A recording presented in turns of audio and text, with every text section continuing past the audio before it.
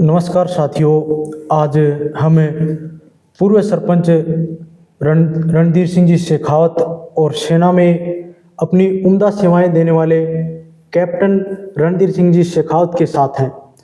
गांव स्वासला के लिए जो सेवाएं दी इन्होंने उनके ऊपर चर्चा करेंगे और पीछे सरपंची में जो जो काम गांव के लिए किए हैं, शिक्षा के क्षेत्र में हो, खेल के क्षेत्र में हो या फिर गांव के जो सामाजिक काम हैं उनकी चर्चाएं करना जरूरी है, क्योंकि बहुत से ऐसे विकास कार्य इनके समय हुए थे, लोग जानना चाहते हैं इनके बारे में। तो उसी विषय में हम बात करें।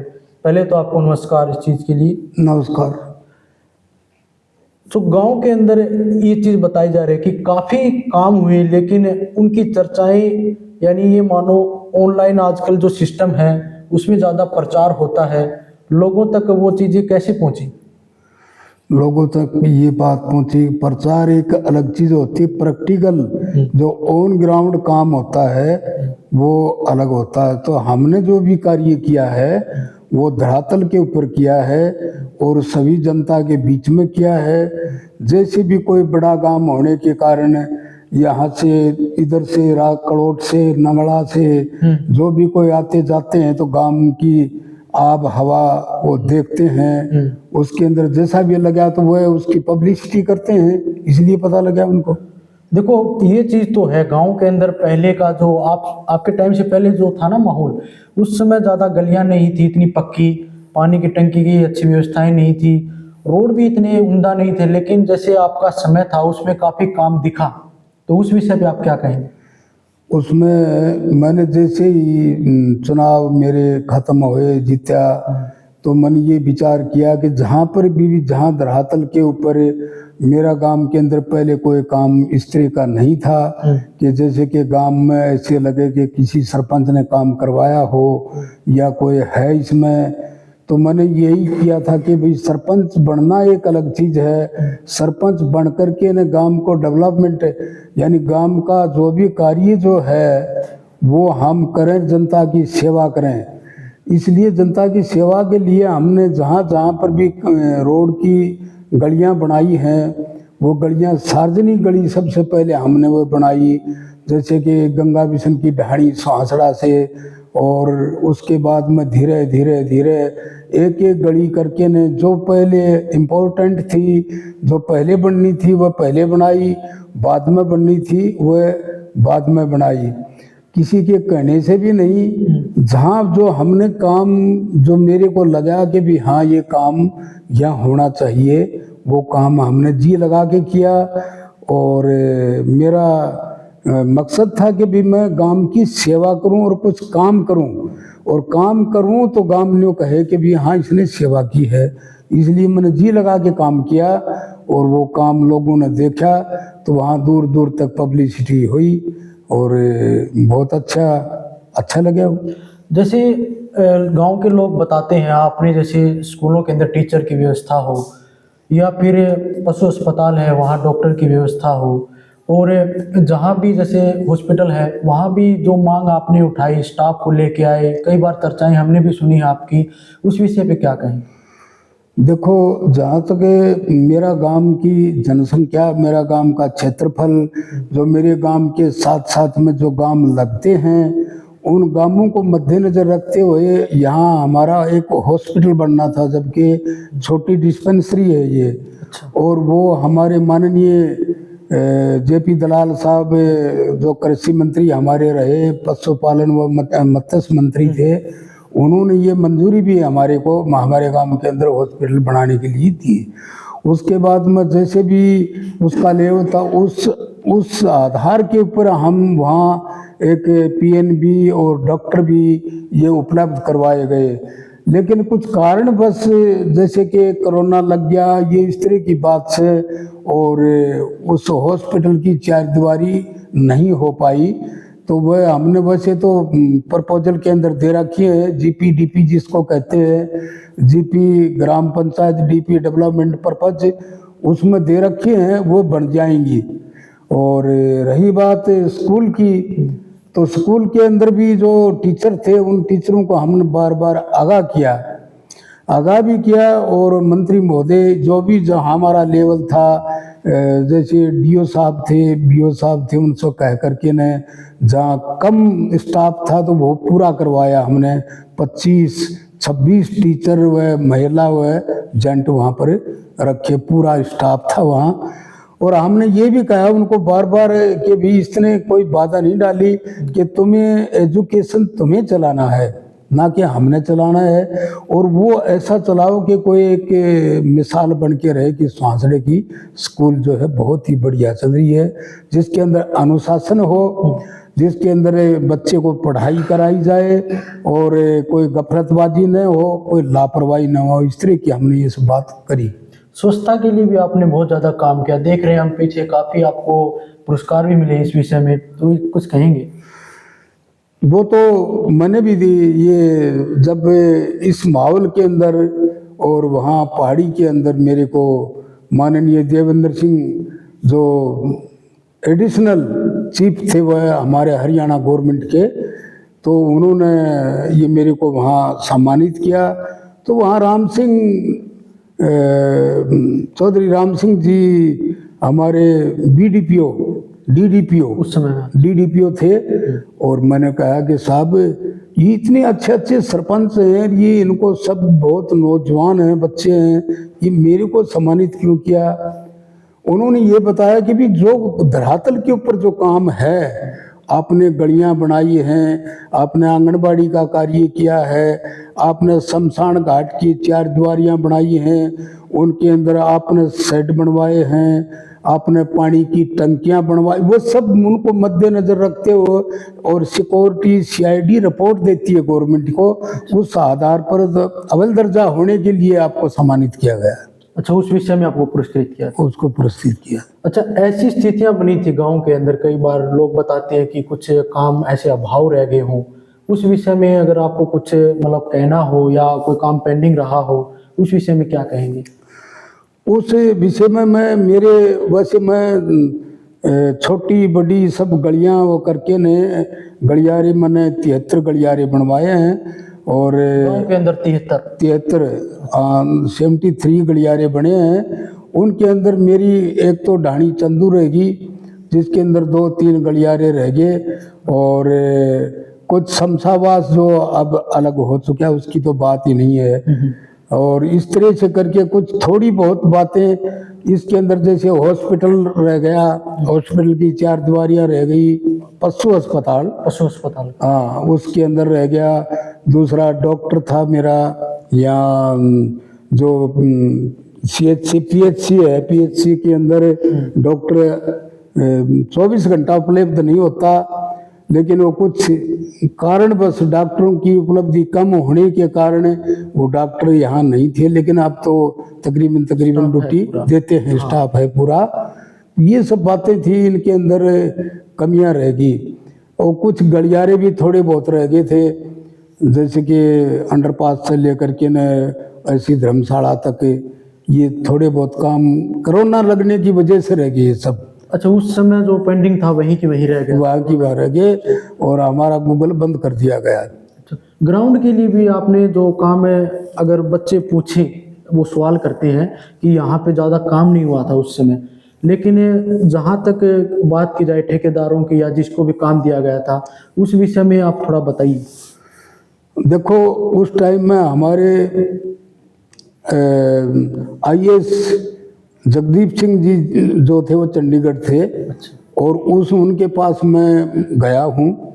उनको मैंने ये भी कहा है कि साहब आज भी मेरे को ग्रांट नहीं मिलेंगे बच्चों के लिए, तो बहुत ही एक मेरे लिए शर्म की बात है, क्योंकि मैं खुद सपोर्ट मैन रहा हूँ। मैं रेसलर था आर्मी के अंदर। खेल से जुड़े हुए थे आप? हाँ, मैं खेल से जुड़ा हुआ था। और आर्मी के अंदर भी मैंने 18 साल में आर्मी के अंदर मेरी टीम का कोच रहा। अच्छा। और मैंने 18 साल एक ब्रिगेड लेवल के ऊपर एक ट्रॉफी उठाई, उसमें किसी को दूसरे को हाथ नहीं लगाने दिया। तो एक खिलाड़ी बनाना और एक वृक्ष पालना, ये दोनों बराबर होते हैं, बहुत ही मुश्किल होता है।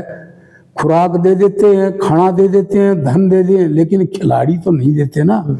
तो खिलाड़ी तो अपनी मेहनत से बनता है या उसकी कोचिंग से बनता है। इस तरह से ये सब हमने चाहा कि भाई मेरा स्टेडियम हो, स्टेडियम की पैड़ी हूँ, पैड़ियों के अंदर एक कोई इस तरह का हॉल हो जिसमें जिम वगैरह हो और सब बच्चे आए वहाँ सब अपनी एक्सरसाइज करें, तंदुरुस्त और बहुत बढ़िया मतलब रहे। आपकी इच्छा थी वो काम करने बहुत की, इच्छा थी। बजट के कारण या कुछ कोरोना के कारण हाँ, उस कुछ समय? कारणवश जो नहीं ये रह गया और उसका जो जैसा बुलाना जैसे देते हैं वो मेरे सिर के ऊपर बच्चों का रह गया। ये आप मानते हो कि मतलब ये काम ऐसा कोई एक दो काम था हाँ, ये रह गया मेरे दौरान, ग्रांट की वजह से मैं नहीं कर पाया ये। हाँ, लेकिन अगर आपको मतलब इच्छा थी ये काम मैं कर दूं, ये काम बिल्कुल, ये काम देखो ग्राउंड है, एक जो विकास होता है वो विकास की बच्चे का या ये विकास जो खेल के दौड़ धूप के लिए कूदने के लिए इन्हीं से विकास बनता है और वो उसके लिए कोई मैदान नहीं है, ग्राउंड नहीं है तो वो विकास नहीं हो पाता, क्योंकि सबसे पहले कहेंगे कि कोई जगह ही नहीं है। इसलिए स्टेडियम होना बहुत ही नया जरूरी था। अब भी स्टेडियम के अंदर जो आज मैं कहूँ, मैं सरपंच को दोषी नहीं बताता कि, लेकिन आज स्टेडियम के अंदर जो वर्टिकल रोप होने चाहिए, मंकी रोप होने चाहिए, क्योंकि ये सेना के अंदर सब चीज होती हैं। वो फिजिकल की तैयारियां कर फिजिकल की तैयारियां होती है, जो फिजिकल फिट होता है आदमी, जो जिसने PET कहते हैं, तो ये सब काम होते हैं। तो आदमी जो भर्ती होने के लिए जाता है या जहाँ कहीं पर भी है तो वो फिट है तो फिट है तो फिट है। अच्छा हाँ, अच्छा, आपके समय में एक ट्रेन का वो भी था, जैसे ठहराव था यहाँ पे, रेवाड़ी से गुड़गांव से आने वाले जितने भी यात्री थे। हालिया समय में उस विषय पे कोई चर्चा नहीं है, कोई आवाज़ नहीं उठा रहा है, तो एक गांव के अंदर थोड़ा सा मायूसी भी है कि वो ट्रेन रुकनी चाहिए। उस विषय में क्या? देखो उस समय सबसे पहला प्रस्ताव मैंने दिया है एजुकेशन ना, ये जो रेल रोकने का प्रस्ताव बना करके ने स्टेशन मास्टर के पास गया मैंने, और उसने गाइडेंस दी मेरे को कि जो बीकानेर डिवीजन कमांडर है वो वहाँ उस DM साहब को ये प्रस्ताव दे दिया जावे और उसी की वजह से इसके ऊपर अमल होगा। दूसरी बात, माननीय मंत्री जी को भी हम उस टाइम में JP दलाल साहब थे, उनको भी अवगत करवाया, उनको प्रस्ताव दिया।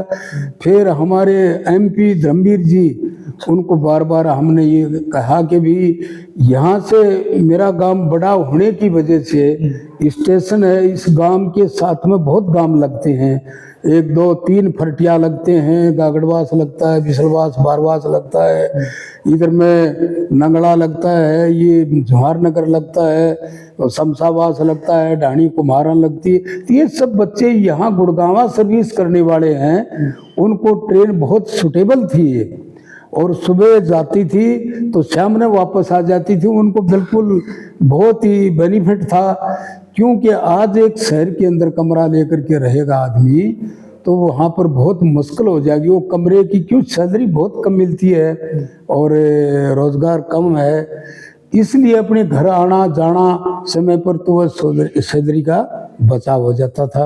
एक चीज हम पंचायत घर के अंदर ये देखते हैं कि नॉलेज सेंटर बना है, आपके समय में वो काम था और अभी पूरा तैयार हुआ पूरा है, वहाँ पे मीटिंग वगैरह भी होती है, लेकिन लाइटों के लिए बता रहे हैं पैसे पास है, कुछ और व्यवस्थाएं हैं, कहाँ अधूरापन रह गया? देखो लाइटों के पास जो अभी एक तो पुरानी बिल्डिंग है, उस पुरानी बिल्डिंग को जो वह खस्ता हो चुकी है, उसके पुरानी बिल्डिंग को हटा करके न और वहाँ उसका भराव कराया जावे। भराव कराने के बाद उसके अंदर गार्डन धूप वगैरह लगाई जावे। अच्छा। उसके उसके बाद में साइड के अंदर उसके अंदर पटवार खाना है, एक वृद्ध आश्रम है, उस वृद्ध आश्रम की मेंटेनेंस हो, वो मेंटेन हो, ऊपर से छत से पानी गिर रहा है, ये सब मेंटेन होने के बाद उनका रंग रोगन हो। उसके बाद जो लाइटिंग, जहाँ तक की बात लाइटिंग की है, वो ये लाइटिंग वाला तो इस तरह से है कि ये कह करके न एक थोड़ी सी तेजी ले आ करके न उस पर केयर करी जावे तो वह लाइट लग जाए। और मैं ये कहूँगा कि तो ब्लॉक लेवल के ऊपर ही कोई है तो कमी वहीं मिलेगी। ब्लॉक लेवल के ऊपर ये कमी है? बिल्कुल सर। बाकी सरपंच के हाथ में होता है, ये हो सकता है? आना नहीं, सरपंच तो ब्लॉक के अंडर ही तो आया। हाँ। जैसे सरपंच ने डिमांड दी, लेकिन ब्लॉक के कर्मचारी हैं वो उसके ऊपर अमल करें तो लाइट लग जाएगी। अच्छा, एक चीज और बताइए, जैसे सरपंच होता है उसको ब्लॉक लेवल पे किस प्रकार का संघर्ष करना पड़ता है, थोड़ी सी इसकी जानकारी दीजिए। देखो, सरपंच को पूरी अपने गांव का फेमलाइजेशन होना चाहिए उसको, कि भी कितने रोड हैं और कितने रोडों के ऊपर कितने मोड़ हैं और मोड़ से रोड कौन सा जुड़ता है। तो हर मोड़ के ऊपर एक लाइट का प्रबंध हो, तो उस कॉर्नर के ऊपर लाइट लग गया तो दोनों तीनों रोडों को डोमिनेट कर सके। इस जगह पे उसको पता होना चाहिए, उसकी डिमांड देनी चाहिए, उसका प्रस्ताव कराना चाहिए। प्रस्ताव पास करवा करके ने जो ग्राम का प्रस्ताव वो ग्राम सभा में प्रस्ताव करवाना चाहिए। ग्राम सभा का 1/3 बहुमत के साथ में वो प्रस्ताव होकर के ने पास होता है। वो पास जा करके ना आगे वहाँ तक हाई लेवल तक चंडीगढ़ तक वो प्रस्ताव जाता है। तो ये सब सरपंच को गौर करने की बातें हैं कि कहाँ कमी गांव में है, लाइट की कमी है, पानी की कमी है, या पानी कहाँ भरता है और कहाँ एक्सीडेंट हो सकता है, एक्सीडेंट का बचाव कैसे किया जाता है। ये सब बातें सरपंच अपनी निगरानी के अंदर रखे और अपना मन एक ऐसा बनाए कि मुझे गांव में जो भी कार्य होता है गांव में कोई त्रुटि न हो, उसमें अच्छाई हो, कोई किसी तरह की कमी ना आए जिससे मेरा गांव या मेरा नाम और मेरी पंचायत बदनाम हो। देखो, एक सहयोग रहता है आपके पास मेंबर्स का, जो मेंबर होते हैं आपके नीचे, तो उनका सहयोग आपको उस समय कितना मिला? और हालिया जो बात है, मेंबर्स जो बोल के आगे आते हैं तो बताते हैं कि भाई किसी मुद्दे के ऊपर क्या बात करनी चाहिए, नहीं करनी चाहिए, उस समय भी ऐसा माहौल था? जब सरपंच अपनी जगह पे सही काम कर रहा है तो मेंबर की तो साहब औकात ही नहीं कि वो उसके अंदर दखलंदाजी करे। वो सरपंच यदि कोई तरफदारी करे है या सरपंच पार्शलिटी कर रहा है तब मेंबर को ये होगा कि भी ये यहाँ होना था, मुझे भी किसी वार्ड ने मेंबर बनाया है और मैं कोई भोजन खाने के लिए थोड़ा ही बनाया हूँ। मेरा काम है कि मेरे वार्ड के लिए संघर्ष करूं, कभी ये काम हो, ये कमी है, वो काम सरपंच के साथ में लग करके न और अपने हिस्से का काम वो कराए और सरपंच को करना चाहिए। यदि वो नहीं करता, उसका देखी अनदेखी देखता है, तब वो ऐसा मेंबर्स के अंदर इस तरह का अविश्वास सा होता है कि भी मेरी ये सुनाई नहीं करता, वो नाराजगी व्यक्त करते हैं।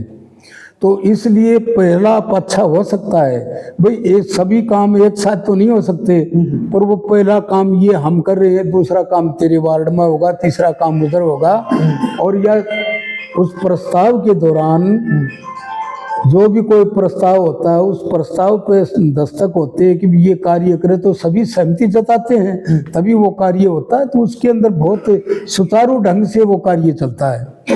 देखो, अंतिम क्वेश्चन आपसे यही पूछूंगा कि जो व्यक्ति हैं गांव के, वो यही मांग कर रहे हैं कि जैसे आप उस समय सरपंच थे तो मिलनसार व्यक्ति थे, लोग पर्सनली आपको आके कह देते थे हमारे यहाँ ये काम नहीं है, ये नहीं है, इस तरह का माहौल होना चाहिए या नहीं?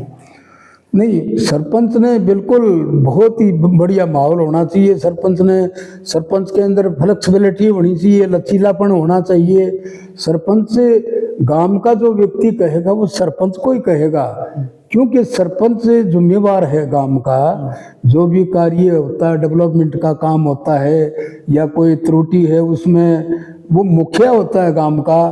तो जैसे हम एक घर में पिताजी होता, मुखिया होता, तो बेटा छोटा बड़ा कोई भी हो तो पिताजी को कहेगा, उसका हक है, वो पिता को कहेगा। और पिता नहीं करेगा तो उसके साथ लड़ेगा, तने इसका कर दिया मेरा क्यों नहीं, तो वो रुस्सेगा, किसी भी तरह उसको मनाएगा। इस तरह से सरपंच का भी ये कार्य है, सरपंच की ड्यूटी है कि जो भी नाराज हो किसी भी तरह से उसको राजी, और उसका हक है सरपंच को कहने का। और सरपंच को नाराजगी व्यक्त नहीं करनी चाहिए, उससे मिलाप करना चाहिए। जो भी बोले तो उसे प्यार से बोला जाए, ना कि उसको हड़क के बोला जाए। और भाई जब उसकी आत्मा को ठेस न पहुंचे कि भाई ये मेरे को इस तरह का नकारात्मक ढंग से बोला है, मैंने इसको वोट नहीं दिए, मैंने ये नहीं किया ना। जब सरपंच बन गया तो पूरे गांव का सरपंच है, मेरा गांव है, वो गांव मेरा है, मेरी ड्यूटी है, मेरे गांव की तरफ कोई उंगली उठा करके न देखे। गांव के लिए एक अंतिम संदेश क्या देना चाहिए? शांति का, सुखी का, समृद्धि का? गांव, मेरा गांव बहुत बढ़िया गांव है। मैंने सब पंचायतों के अंदर देखा, पूरे ब्लॉक के अंदर घूमया हूँ मैं, और सबसे बढ़िया मेरा गांव स्वांसड़ा है। और इसके अंदर सुख शांति और समृद्धि बनी रहे, और अच्छी तरह से इसमें वाद विवाद न हो, इसमें पार्टीबाजी न हो, सब मिल करके ना हम एक हैं। और न कोई इसमें जातिवाद हो, न कोई छोटे बड़े का, गरीब अमीर का भी कोई ऐसा प्रश्न नहीं उठे। जो मानव है वो कदे चढ़ाव उतार ये आते रहते हैं। समय कभी पुराने हमारे बुजुर्ग कहते थे, छाया सुबह इधर है, शाम को इधर है, सूर्य उधर था इधर है। ये तो चढ़ाव उतार होते रहते हैं, लेकिन मानव को मानव मानना चाहिए और सुख शांति के साथ जिंदगी छोटी सी है। मैं ये कहूँगा कि बिल्कुल एक बढ़िया बढ़िया कोऑपरेशन बनाए रखें और अच्छी तरह से अपने काम के लिए अच्छी अच्छी चीज़ों की गाइडेंस दें। और यदि सरपंच को नहीं पता तब भी उसको साथ ला करके न, और उसको सराहनीय करके, उसको गाइड दे करके उसके साथ ला के काम करवाएं। और गांव सहयोग देगा तभी पंचायत, सरपंच ये सब डेवलपमेंट कर सकेंगे। यदि गांव और गली सहयोग नहीं देगा तो बड़ी मुश्किल और दुखदायी काम होता है कि वो काम पूरा नहीं कर पाता, नहीं हो पाता। इसी संदेश के साथ ब्लैक मीडिया आपको यही बताना चाहता है कि पूर्व में जो काम हुए हैं उनकी चर्चाएं हमने की हैं, और जो काम होने वाले हैं उनके लिए भी इनसे हमने एक सलाह ली है कि किसी भी काम को करने के लिए आपको मिल के सहयोग करके पूरे मोहल्ला गली जो भी व्यक्ति होते हैं सभी को एक साथ आना चाहिए और सरपंच को भी अवगत कराना चाहिए इन चीज़ों से। इसी के साथ बहुत बहुत धन्यवाद। हम आपका भी धन्यवाद करते हैं, हमारे लिए समय निकाला आपने। थैंक यू, बड़ी मेहरबानी साहब। ठीक है।